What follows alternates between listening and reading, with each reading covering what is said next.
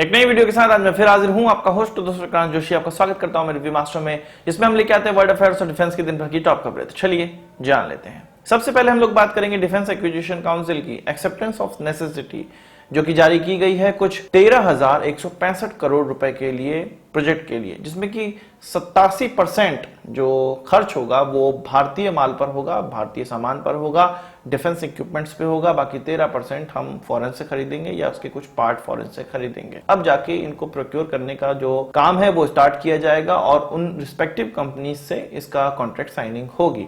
इसमें बात कर लेते हैं किन किन चीजों पे खर्चा किया जाना है और कितना खर्चा किया जाना है। इसमें इंडियन आर्मी के लिए 25 एडवांस लाइट हेलीकॉप्टर मार्क 3 खरीदे जाएंगे, जो कि हम HAL से खरीदेंगे। इसका जो मूल्य होगा वो 3,850 करोड़ रुपए होगा। इसके अलावा टर्मिनली गाइडेड म्यूनिशन, जो कि आप प्रिसीजन स्ट्राइक म्यूनिशन भी कह सकते हैं, जो कि 155 mm शेल्स के लिए होंगे, उनका भी खरीद किया जाएगा। और इसके अलावा RHE या HEPF रॉकेट्स, जिनको आप पिनाका के नाम से भी जानते हैं, इनका भी खरीद किया जाएगा। और इन दोनों ही खरीद में जो पूरा मूल्य लगने वाला है वो 4,962 करोड़ रुपए लगने वाला है। इसके अलावा जो दूसरे प्रपोजल हैं उसमें 4,353 करोड़ रुपए खर्च किए जाएंगे। यानी कि एक तरह से आप कह सकते हैं कि 13,000 करोड़ रुपए के प्रोजेक्ट में कुछ 11,000 करोड़ रुपए भारत के अंदर ही ऑर्डर रहेगा। एक आत्मनिर्भर भारत को अच्छा बूस्ट प्राप्त होगा। बात कर लेते हैं गोवा शिपयार्ड लिमिटेड के द्वारा जो हमारी वॉरशिप बनाई जाती है, उसमें एक गन लगती है जिसको कि सुपर रैपिड गन माउंट कहा जाता है। इसका इस्तेमाल इंडियन नेवी के वॉरशिप में किया जाता है। BHEL को गोवा शिपयार्ड लिमिटेड के द्वारा पहला कॉन्ट्रैक्ट दिया गया है और इस प्रकार की गन अब सप्लाई की जाएगी। ये जो गन है वो BHEL के हरिद्वार प्लांट में बनती है और इससे भी आत्मनिर्भर भारत को काफी बूस्ट मिलने वाला है। वहीं बात कर लेते हैं पाकिस्तानी जो टेररिस्ट कल पकड़ा गया था, उसका कन्फेशन निकलकर सामने आया है। इंडियन आर्मी ने एक वीडियो जारी की है जिसमें कि साफ साफ वो बता रहा है कि पाकिस्तानी हैंडलर्स ने उसको भेजा था। ISI और पाकिस्तानी आर्मी का हाथ था। इसमें कुछ 5-6 उसके साथ टेररिस्ट मारे गए थे और इसके द्वारा सरेंडर किया गया था। इसमें आप देख सकते हैं कि एक चाय की पूरा भरा हुआ ग्लास रखा गया है। आप जानते हैं क्यों रखा गया है, किसको ट्रोल करने के लिए रखा गया है।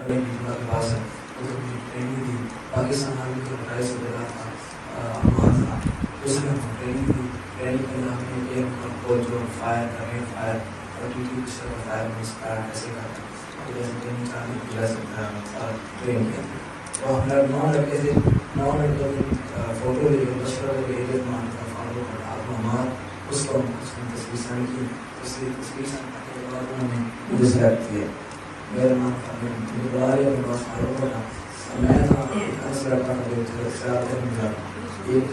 इस वीडियो में आगे ये भी कहा गया, ये फुल वीडियो नहीं है, इस वीडियो में आगे ये भी कहा गया कि पाकिस्तान के द्वारा उसको बेवकूफ बनाया गया था कि कश्मीर में तो बहुत जुल्म किए जा रहा है इंडियन आर्मी की तरफ से, पर ऐसा तो कुछ नहीं है। यहाँ 5 बार की अजान भी उसको सुनाई देती है। जो व्यवहार है कैंप में, जो व्यवहार किया जा रहा है भारतीय आर्मी के द्वारा, उनके जवानों के द्वारा, वो भी बहुत अच्छा है।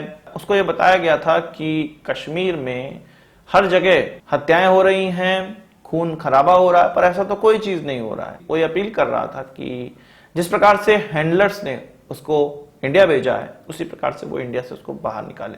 उसकी ये भी अपील थी, ये भी कहना था कि अपनी माँ को उसने कहा कि भाई मैं बिल्कुल सही हूं और इंडियन आर्मी मेरा ख्याल रख रही है।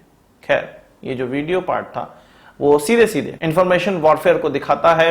इंडियन आर्मी अब इसके लिए काफी जागरूक हो गई है। इस प्रकार से पाकिस्तान ने फेक वीडियो जारी की थी, भारत ने ओरिजिनल वीडियो जारी की है। विश्व को बताया कि किस प्रकार से पाकिस्तान के द्वारा ये झूठ फैलाया जाता है कि कश्मीरी लोगों पर प्रताड़ना करता है भारत, और इस प्रकार से यूथ को बेवकूफ बना के भेजा जाता है भारत। उसका ये भी कहना था कि ये तो उनके कश्मीर में गड़बड़ बात है कि वहां से लोग यहां पर भेजे जा रहे हैं। मुझे पता है कि ये वीडियो देखने के बाद बहुत से पाकिस्तानी लोग कमेंट करेंगे, उनके कमेंट का रिप्लाई आप हिंदुस्तानियों को करना है। वहीं पाकिस्तान पर सैंक्शंस लगाने की बात अब अमेरिका के पार्लियामेंट में उठना स्टार्ट हो गई है। उनके सीनेटर हैं, 22 सीनेटरों ने एक सम्मिलित तौर पे प्रपोजल आगे रखा है जिसमें कि उन्होंने कहा है कि तालिबान का साथ देने वाले प्रत्येक गवर्नमेंट को बैन करना है, सैंक्शंस लगाना है। इसके अलावा ये भी जांच करनी है कि पाकिस्तान का हाथ तालिबान को सपोर्ट करने में था या नहीं।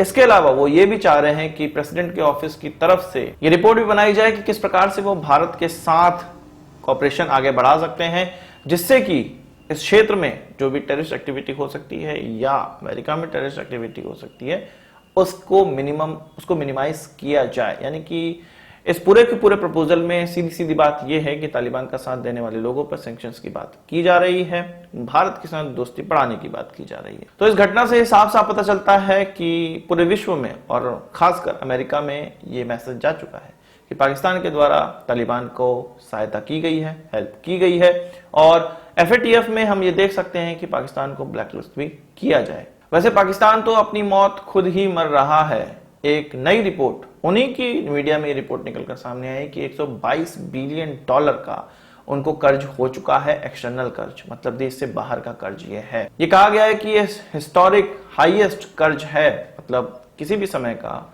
ये पाकिस्तान के इतिहास में हिस्टोरिकली हाईएस्ट कर्ज है, 122 बिलियन डॉलर जो अभी तक उन पर हुआ है।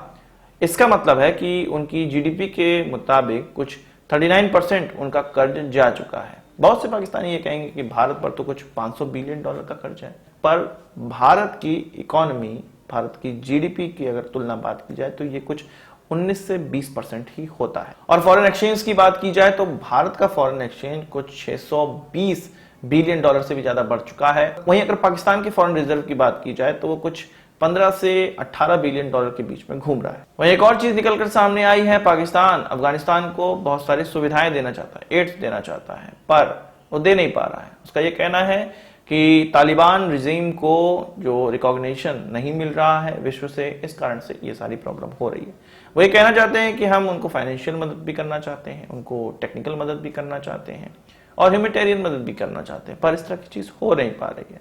फाइनेंशियल मदद तो हम समझते हैं गरीब मुल्क है, पर पाकिस्तान किस प्रकार से उनकी फाइनेंशियल हेल्प करेगा? चीन से हो सकता है पैसा लेके करे, कर्ज तो वो मांगने में माहिर है ही।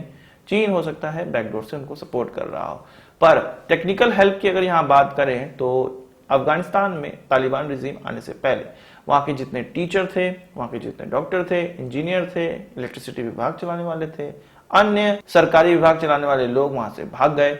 अब ये सारे सरकारी विभाग चलाए कौन? उनको टेक्निकल एक्सपर्टीज दे कौन? इसके लिए पाकिस्तान सोच रहा है कि हम सामने आ जाए। पाकिस्तान में कितने एक्सपर्ट है हमें पता है, पर फिर भी वो आगे आना चाहते हैं, पर वो आ नहीं पा रहे क्योंकि इंटरनेशनली तालिबान को रिकॉग्नाइज नहीं किया गया है। पाकिस्तान बीच में लटका हुआ है। वो सोच रहा था कि सभी विश्व में देशों को वो मना लेगा, पर ऐसा हो नहीं पाया अभी तक। वहीं पाकिस्तान के सोल्जर्स को हर तरफ से ठोका जा रहा है। नॉर्थ वजीरिस्तान, साउथ वजीरिस्तान में तो वो ठोके जा ही रहे थे, अब ईरानियन बॉर्डर पे भी उनकी मृत्यु देखने को हो रही है। ईरानियन बॉर्डर से, या आप कह सकते हैं कि ईरानियन बलूचिस्तान से फायरिंग की गई, पाकिस्तान के सैनिक मारे गए। पाकिस्तान का एक सैनिक वैसे मारा गया है, और ये जो फायरिंग है वो कहा जा रहा है कि टेररिस्टों के द्वारा की गई थी। बॉर्डर क्रॉस करना चाहते थे, फायरिंग हुई, इसमें पाकिस्तानी आर्मी का एक जवान मारा गया है। तो आज की इस वीडियो के लिए बस इतना ही। आशा करता हूँ वीडियो पसंद आया होगा, आप पढ़ा हमसे जरूर देंगे। इस वीडियो से उनके सवाल सुझाव हो कमेंट बॉक्स में जरूर लाइएगा, और यदि आपने हमारा चैनल तो सब्सक्राइब नहीं किया उसे भी कर लीजिए, क्योंकि हम इस प्रकार की वीडियो लाते रहते हैं। नमस्कार, थैंक यू, जय हिंद।